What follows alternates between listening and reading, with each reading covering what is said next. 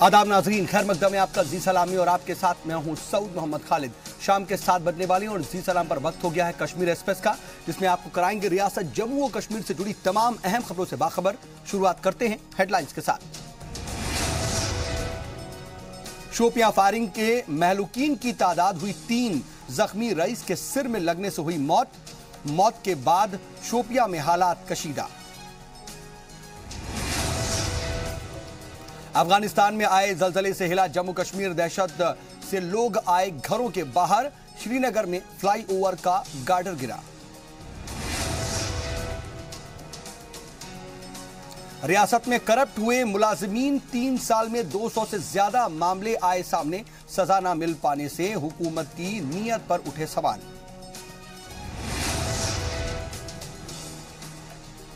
जम्मू कश्मीर में मनाई गई गुरु रविदास महाराज की 641वीं सालगिरह। वजीर आला ने किया जम्मू में खिताब, नौजवानों ने लगाए सीएम के खिलाफ नारे। कुपवाड़ा में एक शख्स की पेड़ पर लटकी मिली लाश, 2 महीने में ऐसी दूसरी वारदात आई सामने। मरने वाला 4 बहनों में था इकलौता भाई।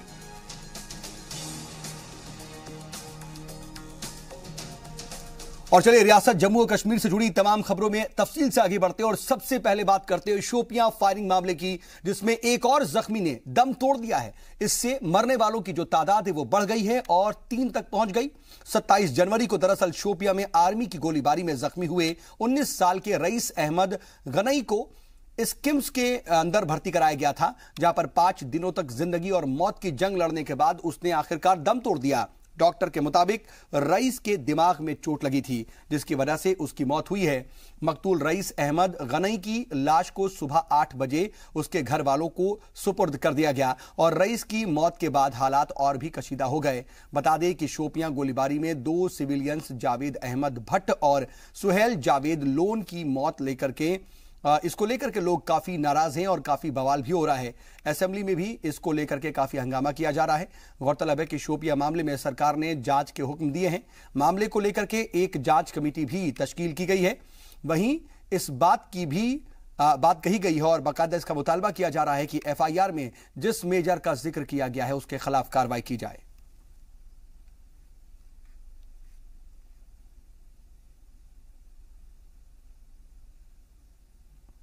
तो इससे पहले भी बहुत सारे FIR काटे जा चुके हैं, लेकिन उन पर कोई अमल नहीं किया गया है।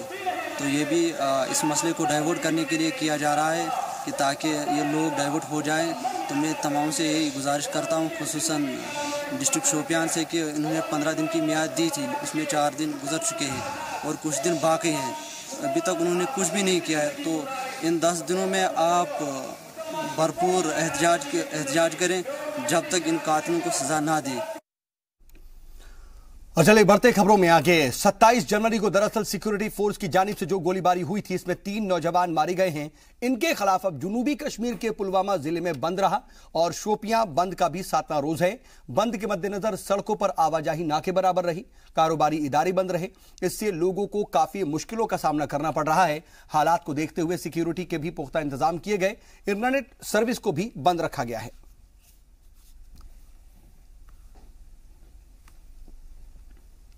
और शुमाली हिंद के मुख्तलिफ हिस्सों में जलजले के झटके महसूस किए गए। अफगानिस्तान तजाकिस्तान सरहद पर 6.1 की शिद्दत का जलजला आने के बाद ये यहां पर झटके महसूस किए गए हैं।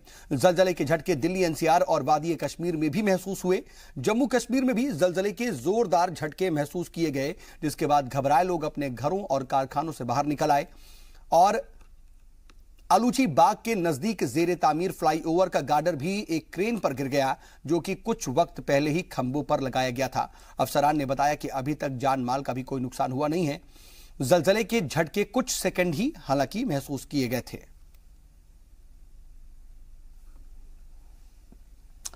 पुंछ से खबर, जहां पर लोग अपनी मामूलाती जिंदगी में मशगूल थे कि दोपहर 12:35 पर जलजले के तेज झटके जो सामने आए, उससे जमीन हिलने लगी। करीब 5 सेकंड तक भूकंप के झटके महसूस हुए। रिक्टर स्केल पर झटकों की शिद्दत 6.1 दर्ज की गई। अफगानिस्तान में हिंदकुश जलजले का मरकज था। जलजला 2 बार आया। पहली बार झटका धीमा और सिर्फ 2 सेकंड का रहा, जबकि दूसरा झटका करीब 2 मिनट बाद शुरू हुआ और 5 सेकंड तक महसूस होता रहा। जलजले के झटकों से लोग पूरी तरह से सहम गए और अपनी जान बचाने के लिए खुली जगहों की तरफ भी दौड़े। हम मशीन चला रहे थे, अंदर बैठे थे, काम कर रहे थे, तो जलजला आया। जलजला ऐसे झटके लगे जैसे 2005 में लगे थे। उसी तरह की याद आई तो हम बाहर निकल कर भाग गए हैं और रोड में बाहर आ गए हैं। बहुत ज्यादा जलजला हुआ इधर भी। हम पढ़ रहे थे, पढ़ते पढ़ते इतना जोर से झटका आया कि हम अपने घर छोड़ के बाहर चले गए कि हमारा घर ना गिर जाए। इधर रियासती बीजेपी पीडीपी सरकार पर करप्ट सरकारी मुलाजिमीन पर शिकंजा ना कस पाने के इल्जामात लग रहे हैं। 3 साल पहले सरकार ने करप्ट सरकारी मुलाजिमीन के खिलाफ कार्रवाई शुरू की, लेकिन जांच एजेंसी की लापरवाही के चलते कई मुलजिम सबूत ना मिल पाने की वजह से बरी हो गए, तो कई मामले अभी भी पेंडिंग हैं। सरकार है कि ऐसे मामले को फास्ट ट्रैक कोर्ट में ट्रांसफर करने को तैयार नहीं है। 3 साल पहले पीडीपी बीजेपी इत्तेहादी सरकार ने करप्शन में शामिल सरकारी मुलाजमीन से सख्ती से निपटने के वादे किए थे। इस पर अमल भी किया गया। 1 जनवरी 2015 से 31 दिसंबर 2018 तक 3 साल में 500 से ज्यादा सरकारी मुलाजमीन पर करप्शन के 260 से ज्यादा केस दर्ज किए गए, लेकिन अभी तक उनके खिलाफ इल्जाम तय नहीं हो पाए हैं। जाहिर है उनके खिलाफ जरूरी कार्रवाई भी नहीं की गई। इसके पीछे रियासत की मेन इन्वेस्टिगेशन एजेंसीज के ढीले रवैये को माना जा रहा है। अपोजिशन का तो इल्जाम है कि सरकार ने जिन लोगों पर करप्शन का इल्जाम लगाकर कार्रवाई की, उनके खिलाफ सरकार सबूत ही पेश नहीं कर पा रही है। करप्शन में शामिल असली मुलजिम सरकार में मलाईदार ओहदों पर कायम हैं। अपोजिशन के इल्जाम का वजीर आला ने तहरीरी जवाब दिया, लेकिन अपोजिशन ने इसे हुकूमत की मंशा का जाहिर होना करार दिया। तो उन्होंने बड़े दावे किए थे कि करप्शन हम स्टेट से वीड आउट करेंगे, और जो बाकी पुरानी सरकारें हैं वो बड़ी करप्टेड लोगों को उन्होंने at the helm of affairs बिठाया है।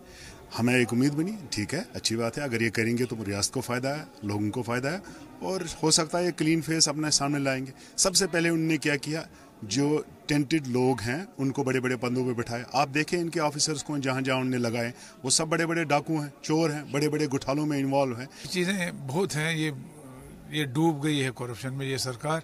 उसमें आप कहाँ से, जो वो एक कहावत है, ऊँट रे ऊँट तेरी कौन सी कल सीधी है। अब इनका कौन सी कल सीधी है कि हम कहेंगे ये ग्रे एरिया है, ये स्ट्रीम लाइन है। ये तो बिल्कुल सरकार डूबी है करप्शन में। आप देख रहे हैं जो लोग, इनके अपने लोग, अपने एमएलए जो कह रहे हैं on the floor of house, तो वो काफ़ी है। और जो अखबारों में निकल रहा है और सरकारी आंकड़े जो निकले हैं। जी मीडिया के पास करप्शन मामलों से जुड़े तमाम दस्तावेज हैं। ज्यादातर मामले जांच के दायरे में हैं, तो कई मामलों में डिपार्टमेंटल इंक्वायरी की सिफारिश की गई है, तो फिर कई ऐसे मामले हैं जो अभी तक किसी नताइज पर नहीं पहुंच पाए हैं। कुछ मामलों में जांच जारी है, इन मामलों में फैसले आने तक वक्त लग रहा है। बावजूद इसके सरकार ऐसे मामलों को फास्ट ट्रैक कोर्ट में ट्रांसफर करने के लिए भी तैयार नहीं है। ऐसे में मुकामी लोगों को सरकार की मंशा पर शक हो रहा है। लोगों का कहना है कि सरकार ने करप्ट सरकारी मुलाजमीन के खिलाफ सख्त कानून के महज वादे किए थे, लेकिन ऐसा हुआ नहीं। नतीजतन नरम कानून की वजह से करप्ट सरकारी मुलाजमीन चकमा देने में कामयाब हो रहे हैं। गवर्नमेंट जो है अभी तक फेल हो चुकी है उनमें कोई कार्रवाई करने के लिए। तो करप्शन को जो है जड़ से ख़त्म करना चाहिए। गवर्नमेंट को कोई ना कोई ऐसे स्टेप उठाने चाहिए, कदम उठाने चाहिए, जिससे मतलब करप्शन फ्री कंट्री हो जाए। तो इन्होंने बड़े बड़े जो दावे किए थे इलेक्शन से पहले, उनको पूरा करना चाहिए, ताकि हर इंसान को जो है इंसाफ मिल सके, जस्टिस हो सके लोगों के साथ। ज्यादातर मामले सरकारी काम के बदले रिश्वत मांगने, सरकारी पैसे का गलत इस्तेमाल करने, गैर कानूनी तरह से फायदा पहुंचाने, गैर कानूनी तौर पर अपॉइंटमेंट देने, नकली सर्टिफिकेट बनाने, आमदनी से ज्यादा जायदाद होने, बेमानी फायदा उठाने, गैर कानूनी लोगों को सरकारी मंसूबों को फायदा पहुंचाने समेत कई तरह के इल्जामात हैं। करप्शन में शामिल सरकारी मुलाजमीन के खिलाफ कार्रवाई भी की गई, लेकिन जांच एजेंसियों की नाकामी के चलते कई सरकारी मुलाजमीन बेगुनाह साबित हो चुके हैं, तो कई मामले कोर्ट में हैं, जिसे लेकर अपोजिशन रियासती सरकार को घेर रहा है। तो सरकार की अपनी दलील है। उस आते ही उन्होंने कुछ लोगों को बरतरफ किया था नौकरी से। किन लोगों को बरतरफ किया था? उनका अगर आप इनका देखोगे ऑनरेबल हाई कोर्ट ने तो इनको बहाल कर दिया है। और अगर आप देखोगे इसमें अक्सर ऐसे लोग हैं जिनके कैरियर पे उन्होंने उनके ऑफिसर्स ने उनके सीआर को बहुत ज़बरदस्त लिखा है और वो प्रूव नहीं कर पाए। इसको 10 मिनट में बैठ के उन्होंने उनको बरतरफ किया। लास्ट में हाई कोर्ट में सबूत नहीं पेश करवाए कि चोरियों में मुलविस है। हकीकत में अगर आप करप्शन को ढूंढेंगे, करप्शन तो हर किसी जगह है, एक है। कानून कितने सख्त है, मैं नहीं मानता कानून सख्त नहीं है, कानून बहुत ज़बरदस्त सख्त है करप्शन के खिलाफ। लेकिन कहीं ना कहीं कोई ना कोई उसको बचाने के चक्कर में शायद कहीं ना कोई वेस्टेड इंटरेस्ट जो लोग होते हैं वो उन कानूनों को। आपका मतलब है जो पॉलिटिकल पैटर्नेज होती है उनको? मैं पॉलिटिकल पैटर्नेज ही क्यों, अगर वो भी हो तो मुझे कोई दिक्कत उसमें कहने को नहीं है, अगर वो भी हो तो। लेकिन उसके साथ साथ और भी दुनिया है ना, सिर्फ पॉलिटिशियंस ही तो दुनिया में नहीं ना रहते हैं, और भी दुनिया है। अपने अपने हिसाब से हो सकता है हर कोई इन्फ्लुएंस करता हो। जो कानून जो हमने बनाया है जो करप्शन के खिलाफ, उसको कमजोर करने के लिए और भी दुनिया जुड़ती है। सरकारी मुलाजमीन के खिलाफ की गई कार्रवाई को लेकर सरकार भले ही जो भी दलील दे, लेकिन इन 3 सालों में करप्शन के इल्जाम में सरकारी मुलाजमीन पर जो कार्रवाई हुई उसे लेकर अपोजिशन सरकार की मंशा पर ही सवाल या निशान लगा रहा है। ऐसे में सरकार पर ही करप्ट अफसरों को शह देने के इल्जाम लग रहे हैं कि कानून सख्त हैं करप्शन के खिलाफ, लेकिन अभी इसमें और भी कोशिश की जाएगी सरकार की तरफ से, इसको और ज़्यादा स्ट्रिंजेंट किया जाए। लेकिन कहीं ना कहीं जो विपक्ष है उसका यही कहना है कि सरकार के जो दावे थे करप्शन को ख़त्म करने के, वो कहीं ना कहीं पूरे होते नहीं दिखते। कैमरामैन आशु के साथ राजेंद्र वैद्य, जी मीडिया जम्मू। इधर जम्मू में गुरु रविदास महाराज की 641वीं सालगिरह बड़ी धूमधाम से मनाई गई है और इस मौके पर रविदास सभा ने जम्मू में एक प्रोग्राम का भी एहतमाम किया। इस प्रोग्राम में वजीर आला महबूबा मुफ्ती ने मेहमान खुसूसी के तौर पर शिरकत की। इस मौके पर पीडीपी बीजेपी के कई आला लीडरान के साथ अकीदतमंदों ने शिरकत की। इस मौके पर बोलते हुए सीएम महबूबा मुफ्ती ने कहा कि मुल्क में जम्मू भाईचारे की एक मिसाल है। यहाँ हर मजाहिब के लोग अमन और भाईचारे के साथ रहते हैं और यही पैगाम गुरु रविदास महाराज ने सोसाइटी को दिया था। आज हमारी जमात का भी यही पैगाम है और यही वजह है कि हमने इलेक्शन के बाद जम्मू में जिस जमात को अक्सरियत मिली उनके साथ हाथ मिलाया, ये सोच के कि जम्मू के लोगों ने जिसको चुना है उसको हमने इज्जत करनी है।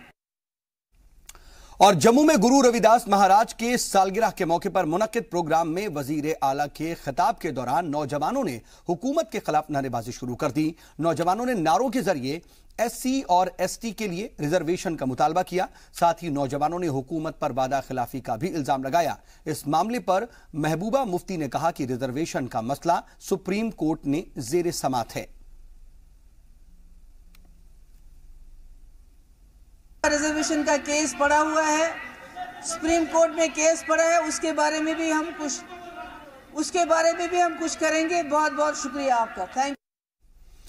और जम्मू कश्मीर के साबिक वजीर और रियासती कांग्रेस के नायब सदर श्याम लाल शर्मा ने अवामी रैली के दौरान बोल एक तरह से उनके बिगड़ गए। उन्होंने वजीर आजम नरेंद्र मोदी पर जाती हमला बोलते हुए उन्हें ब्रांड एम्बेसडर करार दिया। और बता दें कि उनको क्या कुछ कहना था, शायद वो समझ नहीं पाए या फिर उनके बोल बिगड़ गए। क्या कुछ उन्होंने कहा है ये आपको सुनवाते हैं।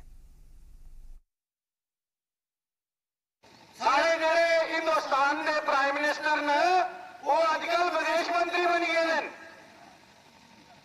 और कन्ने वो ब्रांड एम्बेसडर बने थे। दूए मुल्कों की गरीबी आखारे कियां दूर करनी है, आपू एक अपनी जनानी नहीं बसाई सकिया।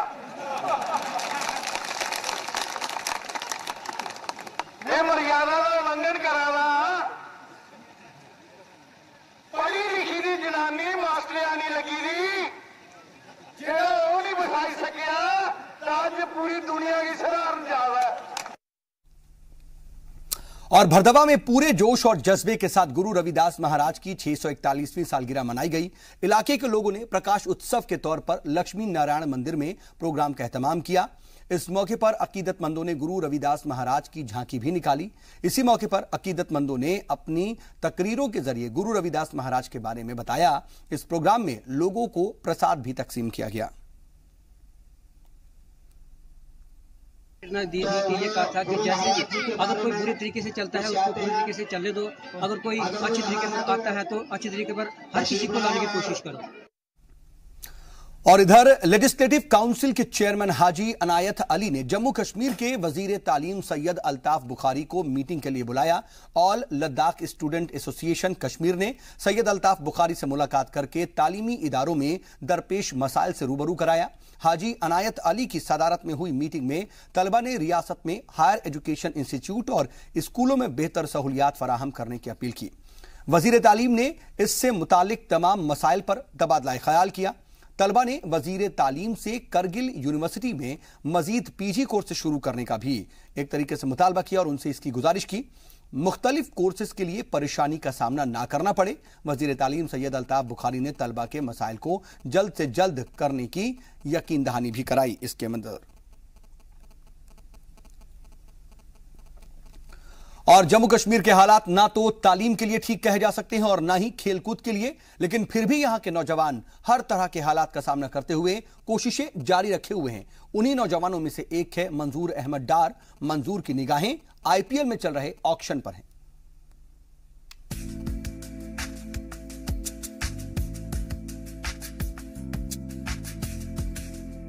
मंजूर को अगर कश्मीर का एबी डिविलियर्स कहें तो गलत नहीं होगा। एबी डिविलियर्स क्रिकेट के सुपरमैन कहे जाते हैं। उसी तरह मंजूर अहमद डार बल्लेबाजी, गेंदबाजी और फील्ड पर बेहतरीन फील्डिंग के लिए जाने जाते हैं। इसी के दम पर उन्होंने आईपीएल के ऑक्शन लिस्ट में अपनी जगह बनाई है। आईपीएल के लिए ऑक्शन जारी है और खुद को साबित करने के लिए मंजूर ने कोई कसर नहीं छोड़ी है। मंजूर का ख्वाब आईपीएल के रास्ते इंडियन क्रिकेट टीम में जगह बनाने का है। 10 में मैंने क्रिकेट अच्छी तरह से क्लब ज्वाइन किया। 9 में मैंने 10 में मैंने क्लब ज्वाइन किया तो 2011 से मैंने अच्छा क्रिकेट स्टार्ट किया। साल 2010 से क्रिकेट को करियर बनाने का ख्वाब देखने वाले मंजूर क्रिकेट के अलावा वेट लिफ्टिंग, कबड्डी जैसे खेल भी खेलते हैं। इसके अलावा वो एक अच्छे वुड आर्टिस्ट भी हैं। लेकिन क्रिकेट में उनकी दिलचस्पी देखते बनती है। इन सब के अलावा मंजूर डार की एक हकीकत और है। डार अपने ख्वाब को पूरा करने के लिए दिन में ही नहीं रातों को भी मेहनत करते हैं। प्रैक्टिस में आने वाले खर्चे और घर चलाने के लिए वो रात को पार्ट टाइम नौकरी करते हैं। हालांकि इन सब के बीच मंजूर के दोस्त उनका साथ नहीं छोड़ते। तो घर में कोई फैसिलिटी भी वैसी नहीं थी, खुद करना पड़ता था। मैं नाइट जॉब करता था, दिन में क्रिकेट खेलता था। मैं एक प्राइवेट कंपनी में सिक्योरिटी गार्ड रहता था। 7 साल तक मैं वहाँ सिक्योरिटी गार्ड था। तो फैसिलिटीज़ उतनी नहीं थी, घर में तो बहुत परेशानियाँ थी। तो मेरी जो फ्रेंड सर्कल था उनकी वजह से मैंने बाहर का क्रिकेट खेलना स्टार्ट किया। मंजूर को किसी आईपीएल टीम में जगह मिले या नहीं, लेकिन उसने ढेरों कश्मीरी नौजवानों के लिए मिसाल कायम की है। कहते हैं किस्मत भी उसी का साथ देती है जो कोशिश करते हैं। हालात का रोना रोकर हथियार उठा लेने वाले नौजवानों को भी मंजूर जैसे नौजवानों से सीखने की जरूरत है। ब्यूरो रिपोर्ट, जी सलाम। कश्मीर के बांदीपुरा से खबर, जहां के सुंबुल में पांडव नाम से एक तरह से मशहूर हैं मंजूर अहमद डार और इनके आईपीएल में सिलेक्शन होने पर वजीर खेल इमरान रजा अंसार ने खुशी का इजहार किया है और कहा कि यह मंजूर की कड़ी मेहनत और उसका हुनर है जिसने उसे इस मुकाम पर पहुंचाया और हमारी सरकार नौजवानों को बढ़ावा देने के लिए काम कर रही है। नौजवान एक कदम आगे बढ़ेंगे तो हम उन्हें हर सहूलियात मुहैया कराएंगे। जी मीडिया नुमाइंदे सैयद तजम्मुल ने वजीर रियासत इमरान रजा अंसारी से इसी पर की है खुसूसी बातचीत भी। रियासती असम्बली के बजट इजलास में सियासत काफ़ी ज़्यादा हुई, मुतालबात ज़र भी पेश किए गए, पास भी हुए। लेकिन खेल कूद की बात करें तो जम्मू कश्मीर के लिए बल्कि कश्मीर के लिए सबसे बड़ी खबर कि मंजूर अहमद डार जो हैं इंडियन प्रीमियर लीग में अब खेलेंगे। और हमारे साथ मौजूद हैं रियासती खेल कूद के वजीर जनाब मौलवी इमरान रजा अंसारी साहब। अंसारी साहब बहुत बहुत शुक्रिया। इमरान साहब, पहले मंजूर अहमद डार साहब के बारे में थोड़ा सा बताएगा कि यह सफ़र यहाँ तक तय करने के लिए आपने भी काफ़ी उनका साथ दिया। नहीं, मैंने तो मानवी तौर पर साथ दिया है, बट उनका टैलेंट था कि उनको इस आईपीएल में जगह मिली है। हमारा आप लोगों का भी साथ तो उसको था, ये हमारा दुआएं साथ होती है, उसके अलावा हम क्या कर सकते हैं। उसकी परफॉर्मेंस अच्छी रही, एक ही बड़े हम्बल बैकग्राउंड से वो ताल्लुक़ रखते हैं, एक गांव से वो ताल्लुक़ रखते हैं अपने सोनावारी से, और उन्होंने अपने इस स्पोर्ट में डेडिकेशन दिखाई और अल्लाह ताला ने उनको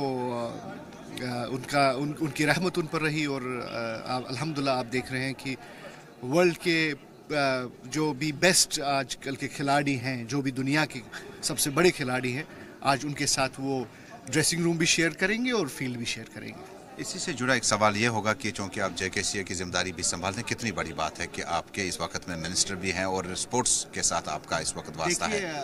मैं इस वक्त आपसे बहसत स्पोर्ट्स मिनिस्टर की बात कर सकता हूँ, क्योंकि JKCA का मैं प्रेसिडेंट नहीं हूँ। ऑलरेडी वो मसला कोर्ट में है और ऑलरेडी एक CEO अपॉइंट किए गए हैं, लेकिन चूंकि मेरी वाबस्तगी रही है क्रिकेट के साथ और स्पोर्ट्स के साथ, और मैं आपको कहूँगा कि ये सोने पे सुहागा है। It's a wonderful time for cricket in Jammu and Kashmir, especially in Kashmir, कि हमारा लड़का भी उस मुकाम पर पहुंचा जहां बड़े बड़े खिलाड़ी खेले हैं। इससे पहले हमारे परवेज़ रसूल साहब भी थे और आज मंजूर भी आए हैं। तो मुझे लगता है जो लोग इनको देख रहे होंगे, जो स्पोर्ट्समैन, मुझे लगता है उनको इससे काफ़ी प्रेरणा मिलेगी।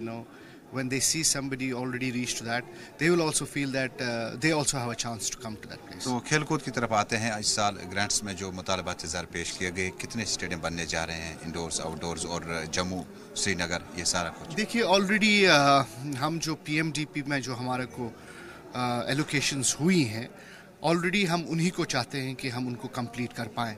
उसके अलावा जहाँ भी हमारे पास स्पोर्टिंग फैसिलिटीज़ नहीं है, हमने अपने मेंबर्स से कहा है कि आप हमें लिखिए, उसके बाद हम एग्जामिन करेंगे।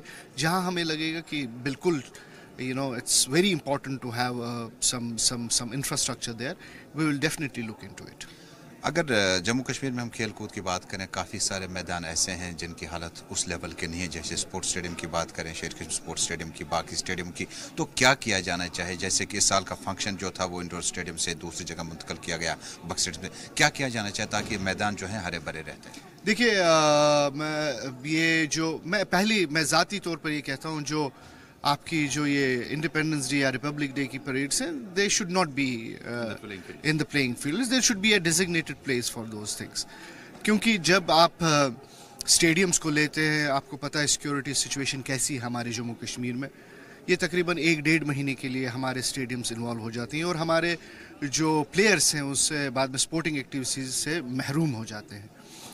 मुझे लगता है कि sports field should be kept outside this preview, and इस वक्त हमारी बख्शी स्टेडियम की आपको पता है कि उसमें काम चल रहा है, उसको हम नेशनल लेवल पर स्टेडियम को ला रहे हैं। ये बात सही है कि हमारे पास इंफ्रास्ट्रक्चर बिल्कुल कुछ नहीं है।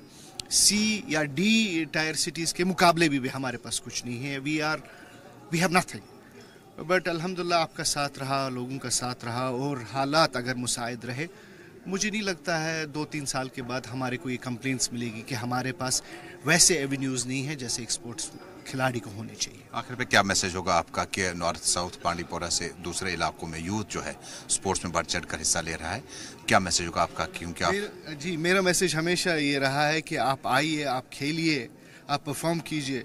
जो भी आपकी जो वारीज हैं उनको हम पर छोड़ दीजिए, आप अपनी उड़ान भरिए। बहुत बहुत शुक्रिया आपके इमरान साहब। Thank you. रियासत के खेल कूद के वजीर मौलवी इमरान अंसारी के मुताबिक मंजूर अहमद डार का इंडियन प्रीमियर लीग में खेलना इस बात का गमाज है कि आने वाले दिनों में ऐसे खिलाड़ी जो गरीब घरानों से जाने हैं, अब जिनको मंजिल मिली है बैनुल अक़वामी सतह के खिलाड़ियों के साथ खेलने की, इस मौके को वो ज़ाया नहीं करेंगे बल्कि दूसरे लोगों के लिए मिसाल राह बनेंगे। कैमरामैन अशरफानी के साथ सईद तजम्मुल, जी मीडिया, असेंबली सेक्रेटरीट, जम्मू। और चलिए यहाँ रुकेंगे एक छोटे से वक्फे के लिए, जल्द होते हैं हाजिर कुछ और अहम खबरों के साथ।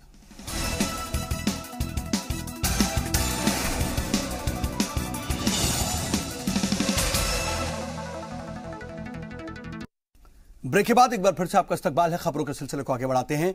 जम्मू के अभिनव थिएटर में यौम जमहूरिया के मौके पर कुल हिंद मुशायरे का एहतमाम किया गया और इस मुशायरे में रियासत से और बैरूनी रियासत के भी शायरों ने हिस्सा लिया। वजीर कानून अब्दुल हक खान ने इस मुशायरे का इफ्तिताह किया था। साथ ही ये जानकारी भी दी गई थी कि इस मुशायरे का दूसरा एडिशन कश्मीर में कराया जाएगा। इस मौके पर जी मीडिया नुमाइंदे सैयद तजम्मुल इस्लाम ने मुशायरे में हिस्सा लेने वाली शायरा निगत साहिबा से खास बातचीत की है। हमारे साथ उभरती हुई शायरा निगत साहिबा मौजूद हैं, जिनके बारे में हमने रियासती वज़ीर आला से भी बात की कि अगर इनके अशार इतने महफूज रखे जा सकें तो आने वाले दिनों में इनको निसाब में शामिल किया जा सके। बहुत बहुत शुक्रिया निगत साहिबा।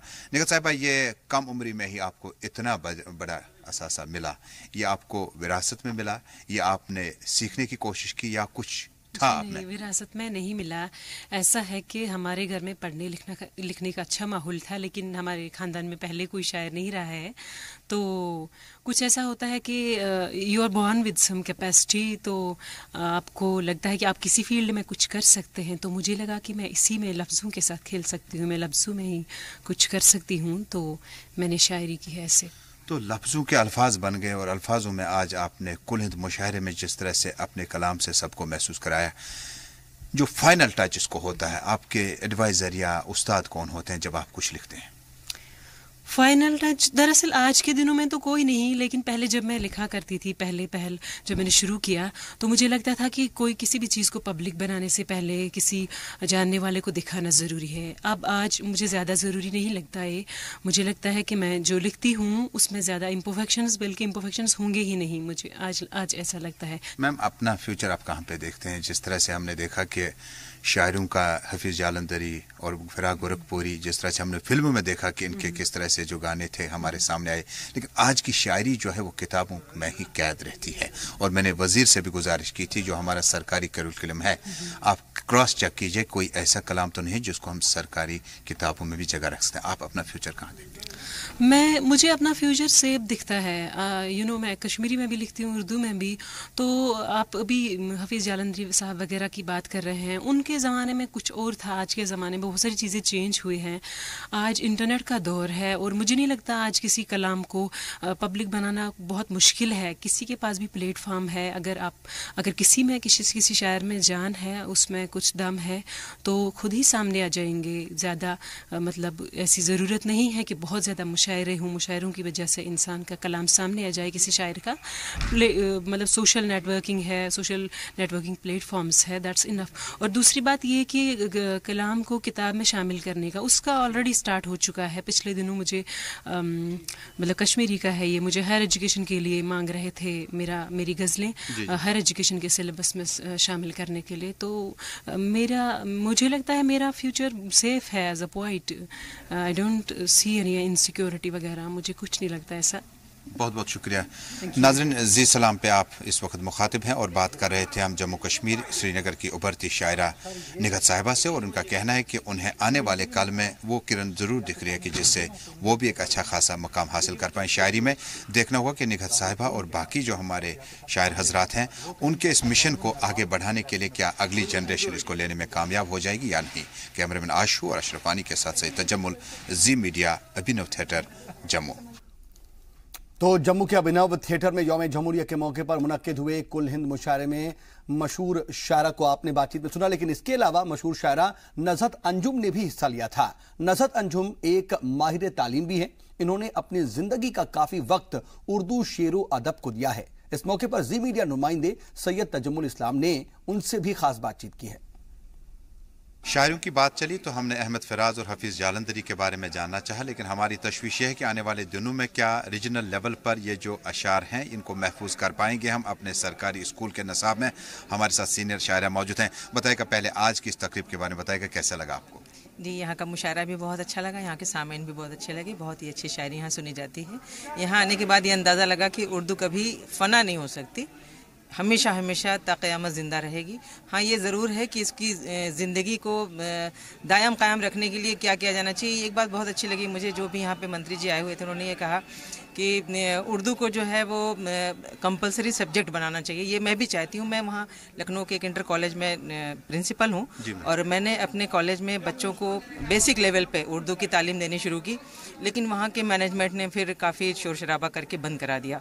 लेकिन मेरी ये ख्वाहिश है और अंदर से मैं कोशिश भी यही करना चाहती हूँ, करती भी हूँ, कि जिस तरह से हिंदी कंपलसरी है और संस्कृत भी प्राइमरी लेवल में बच्चों को तालीम के शक्ल में दी जाती है, इंटर तक कंपलसरी रहती है अनिवार्य संस्कृत के रूप में, वैसे उर्दू भी एक हद तक कंपलसरी करी जानी चाहिए, क्योंकि इस लैंग्वेज के साथ बहुत ही ज़्यादा ज़्यादती हो रही है और नाइंसाफ़ी हो रही है। लैंग्वेज किसी की अपनी जागीर नहीं होती, बराबर का हक मिलना चाहिए। जितनी भी ज़बानें हैं सबको बराबर का हक मिलना चाहिए, और जिस तरह से हिंदी है कंपलसरी, वैसी उर्दू भी कंपलसरी होनी चाहिए। मैम, एक आखिरी सवाल आपसे होगा कि ये जो शायर आपने देखे उभरते हुए नए और सीनियर जूनियर्स का कॉम्बिनेशन हुआ, कितना एक्सपोजर मिलता है एक जूनियर शायर को जब इस तरह की बड़ी तकरीब में बैठने का मौका मिलेगा? कितना हौसला मिलता है? नहीं, बहुत अच्छा हौसला मिलना चाहिए, और जिन्होंने पढ़ा है बहुत अच्छा पढ़ा है और आगे चल के इंशाल्लाह इनको आला मकाम हासिल होगा। देखिए, अगर हम नए शुरा को मकाम नहीं देंगे, उनको रास्ता नहीं देंगे, तो फिर आगे चल के शायरी शाना बशाना कैसे आगे बढ़ेगी। इसलिए ज़रूरी है कि जो भी नए शोरा हैं उनको आगे लाने की कोशिश करनी चाहिए। और मैं तो अपने कॉलेज में बच्चों के कंपटीशन भी कराती हूँ, उनको मौका देती हूँ कि वो जो भी लिख सकें अपनी ज़बान में लिखें शायरी, चाहे वो कविता लिखें, पोयम लिखें, या फिर हिंदी में या उर्दू में, और बच्चे बहुत अच्छा लिखते भी हैं। जी सलाम से बात करने के लिए आपका बहुत बहुत शुक्रिया। शुक्रिया जनाब। नाज़रीन, जी सलाम की कोशिश रही कि इस प्रोग्राम के जो बकिया हिस्से हैं उसको लगातार टेलीकास्ट किया जाएगा, ताकि बैनुल अक़वामी सतह पर मुल्क में यह तासुर जाए कि उर्दू ज़ुबान के जो लोग हैं उसको जानने वाले, परखने वाले अभी अच्छी खासी तादाद में मौजूद हैं। लेकिन जम्मू के अभिनव थिएटर में आज की शायरी के इस महफिल में जिस तरह से लोगों की बड़ी तादाद में शिरकत की उम्मीद की जाती है कि आने वाले दिनों में यह सीरीज़ आगे भी चलेगी, कश्मीर में और बाकी जगहों पर भी इस तरह की तकरीबात का इनेकाद लगातार जारी रखा जाएगा। आशू और अशरफानी के साथ से तजम्मुल, जी मीडिया, अभिनव थिएटर, जम्मू। और कुपवाड़ा जिले के हलमपोरा में अब्दुल अहद पीर के बेटे आसिफ अहमद पीर की लाश गांव के एक अखरोट के दरख्त से लटकती हुई मिली है। इससे इलाके में एक तरह से सनसनी का माहौल फैल गया। महलूक 4 बहनों के बीच अकेला अपने वालिदैन का इकलौता बेटा था। महलूक के वालिद मस्जिद में झाड़ लगाने का काम करते हैं। आसिफ की लाश को कुपवाड़ा जिला अस्पताल में पोस्टमार्टम के लिए भेजा गया। वाज़ेह रहे कि गुज़िश्ता 2 महीने में इस तरह की दूसरी वारदात पेश आई है। इससे पहले उसी बाग में अखरोट के दरख्त से लटकती हुई एक बीएसएफ जवान की लाश पाई गई थी। पुलिस केस दर्ज करके मामले की जांच शुरू कर चुकी है। इधर रामबन में सामान से लदा ऑटो 100 फीट गहरी चिनाब नदी में जा गिरा। इसमें सवार एक शख्स की मौत हो गई और 2 लोग जख्मी हो गए। एक्सीडेंट की वारदात कौनसिन अलाह इलाके में हुई है और मरने वाले की पहचान बलहोच रामबन के रहने वाले सना उल्लाह के तौर पर हुई है। जख्मियों में बलहोट के रहने वाले अशोक कुमार और शफी नाम के शख्स भी शामिल हैं। पुलिस ने मामला दर्ज कर तहकीकात शुरू कर दी है।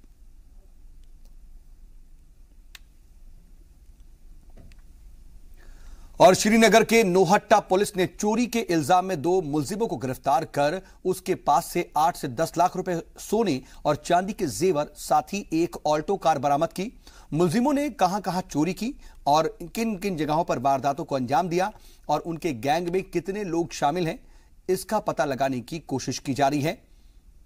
पुलिस तफ्तीश के बाद गैंग के कुछ और मुलजिमों को भी गिरफ्तार कर चोरी का माल बरामद करने की उम्मीद जाहिर कर रही है। पकड़े गए मुलजिमों में एक श्रीनगर के सफा कदल का रहने वाला है और दूसरा मुलजिम गांदरबल के शादपुरा सुंबल का रहने वाला है। और वक्त एक और छोटे से वक्फे का, जल्द होते हैं हाजिर कुछ और अहम खबरों के साथ।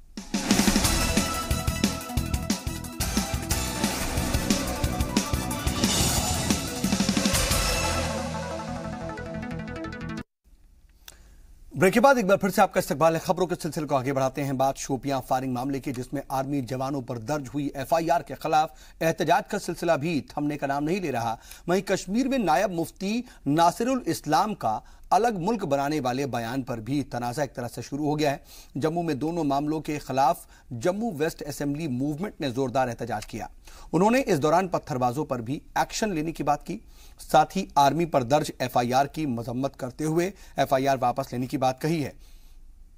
उन्होंने नारेबाजी करते हुए कहा कि इससे आर्मी के हौसले पर बुरा असर पड़ेगा।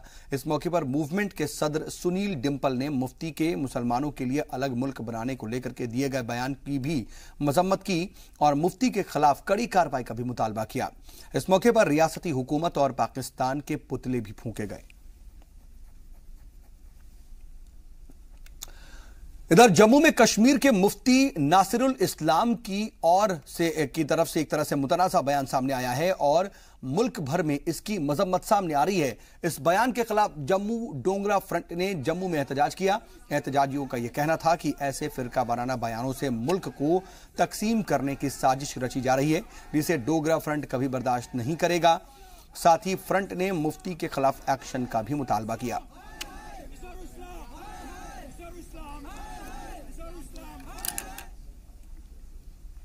और हुकूमत से बाज़ाब्तकारी और रिलीफ बढ़ाने के मुतालबे को लेकर के जम्मू के नगरोटा इलाके के जगती टाउनशिप में रह रहे कश्मीरी पंडित तमाम जो मुजाहिरीन हैं, उन्होंने हुकूमत के खिलाफ जोरदार एहतजाज किया।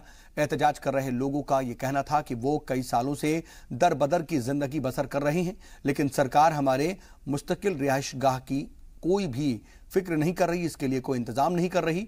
इस मौके पर उन्होंने जल्द ही मुहाजिरों के रिहाइश गाह मुहैया कराने का मुतालबा किया। साथ ही उनको दिए जाने वाला रिलीफ बढ़ाने और बेरोजगार कश्मीरी नौजवानों को रोजगार देने का भी मुतालबा किया।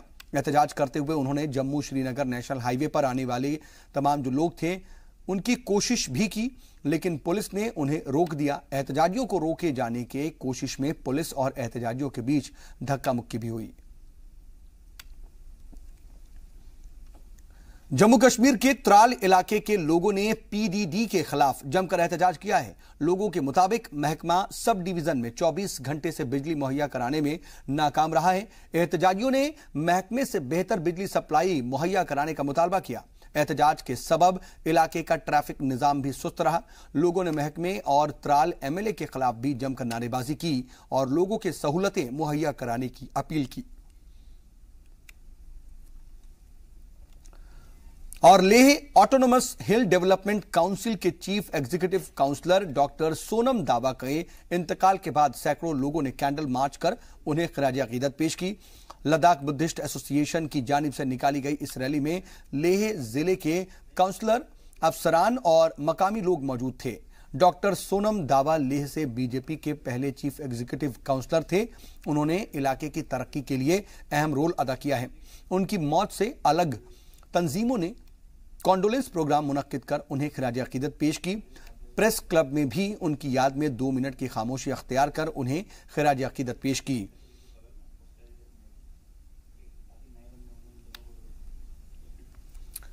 और इधर बारामूला से खबर, जहां के झेलुम क्रिकेट ग्राउंड पर 15 सालों तक आर्मी का कब्जा रहा। आर्मी इसे वेयरहाउस के तौर पर इस्तेमाल करती थी, लेकिन मकामी लोगों और लीडरान की कोशिश से 2004 में आर्मी ने क्रिकेट ग्राउंड खाली कर तो दिया था, लेकिन इसकी मरम्मत न किए जाने की वजह से यह खेलने लायक नहीं था। तमाम कोशिशों के बाद अब क्रिकेट काउंसिल ने मैदान की मरम्मत के लिए कुछ फंड मुहैया कराया है। इसके बाद क्रिकेट मैदान की मरम्मत एक तरह से की जाएगी और मकामी नौजवान इससे क्रिकेट खेल सकेंगे।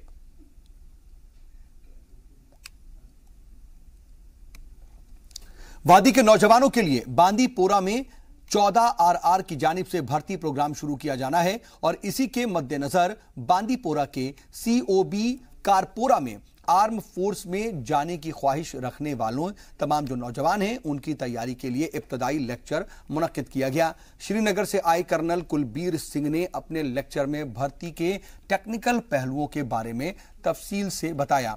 इलाके भर से सैकड़ों नौजवानों ने इब्तदाई लेक्चर में हिस्सा लिया। इस मौके पर उन्हें तैयारी के लिए मुनासिब मवाद भी मुहैया कराया गया। मुख्तलिफ मैदान में अपना नाम रोशन करने वाली डोगरा तबके का हौसला बढ़ाने वाली खवातीन को एजाज से नवाजा गया। इस सिलसिले में जम्मू डोगरा सदर सभा की जानिब से जम्मू में एक प्रोग्राम का इनेकाद किया गया। प्रोग्राम में सभा के चीफ और साबिक वजीर गुलचैन सिंह चाढ़क समेत कई बड़ी शख्सियत मौजूद रहीं। इस दौरान तालीम, art, armed forces, social work के अलावा दीगर हलकों में बेहतरीन मुजाहिरा करने वाली डोगरा तबके की खवातीन को एजाज से नवाजा गया।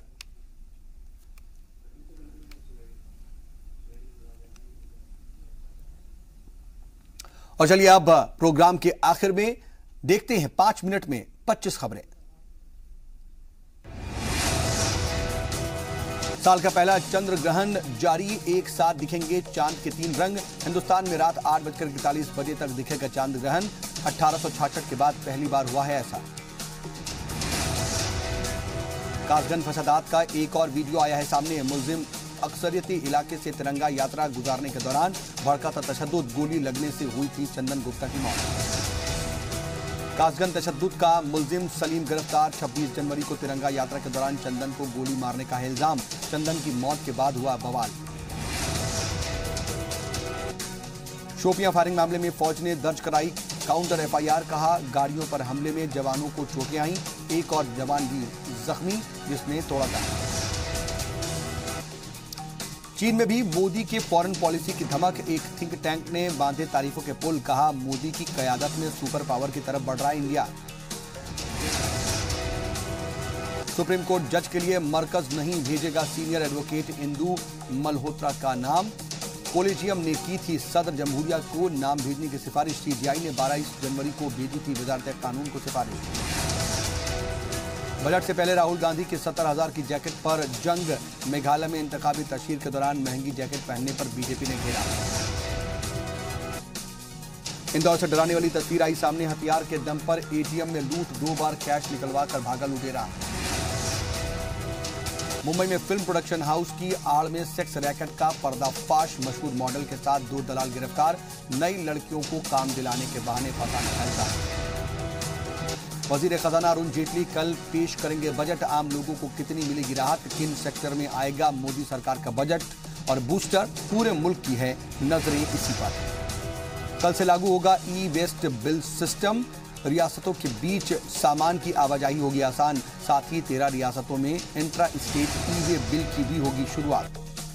हाफिज सईद की रैली में खुलेआम हथियारों का मुजाहिरा। पेशावर की सड़कों पर जदीद हथियारों के साथ निकले बच्चे। 7 जनवरी का है ये वीडियो। आम्रपाली ग्रुप को सुप्रीम कोर्ट की फटकार। 41,000 अधूरे फ्लैट्स को पूरा करने के लिए 1 हफ्ते में प्लान देने का हुक्म। एक मुल्क एक चुनाव को लेकर मोदी को मिला नीतीश का साथ। कहा इससे बचेगा मुल्क का पैसा। कांग्रेस ने बताया था चुनावी जुमला। दिल्ली में वजीर ट्रांसपोर्ट गडकरी और बिहार के सीएम नीतीश कुमार ने ऑटो की सवारी की। ऑप्शनल एनर्जी के लिए दोनों के बीच हुई बड़ी मुलाकात। मुंबई के लोकल क्रिकेट टूर्नामेंट में 14 साल के एक क्रिकेटर ने रकम की तारीख। तनिष्क गावते ने 149 चौके और 67 छक्के के साथ खेली 1045 रनों की not out inning. Madhya Pradesh के इंदौर में लपटों का कहर। एक केमिकल फैक्ट्री में लगी भयानक आग। फायर ब्रिगेड की कई गाड़ियां और पुलिस मौके पर मौजूद। राहत और बचाव का काम जारी। मुजफ्फराबाद में पाकिस्तान की दहशतगर्दाना पॉलिसी के खिलाफ मुजाहिरा। पाक मकबूजा कश्मीर के लोगों ने कहा अब नहीं सहेंगे इस्लामाबाद का खौफ। आईएनएस कलवरी और आईएनएस खंदोरी के बाद समुद्र में दुश्मनों के छक्के छुड़ाने के लिए हिंदुस्तानी बहरिया को मिलेगी एक ताकत। मुंबई मझगांव डॉकयार्ड पर स्कॉर्पियन सीरीज की तीसरी पनडुब्बी आईएनएस करंज को लॉन्च किया गया। झारखंड के गिरिडीह में पुलिस और नक्सलियों के बीच मुठभेड़। एक पुलिस एहलकार जख्मी। इलाके का सर्च ऑपरेशन जारी। इलाके में नक्सलियों के खिलाफ चल रही है मुहिम। दुनिया के सबसे बुजुर्ग शख्स की स्पेन में मौत हो गई। उनके इंतकाल पर स्पेन के गांव में एक दिन का शोक ऐलान किया गया। जुनूबी मगरिब स्पेन के बिनविंडिया में 113 साल के बुजुर्ग का इंतकाल हुआ। शामी बहरान पर सोची कॉन्फ्रेंस नाकाम। शामी अपोजिशन का मुज़ाकरात से कबल ही बायकॉट। रूस पर लगाया असद रिजीम के साथ देने का इल्जाम। यमन के जुनूबी शहर अदन में अलहदगी पसंद जंगजुओं का आर्मी बेस और सरकारी दफातर पर कब्जा। झड़प में दर्जनों अफराद के हलाक की खबर।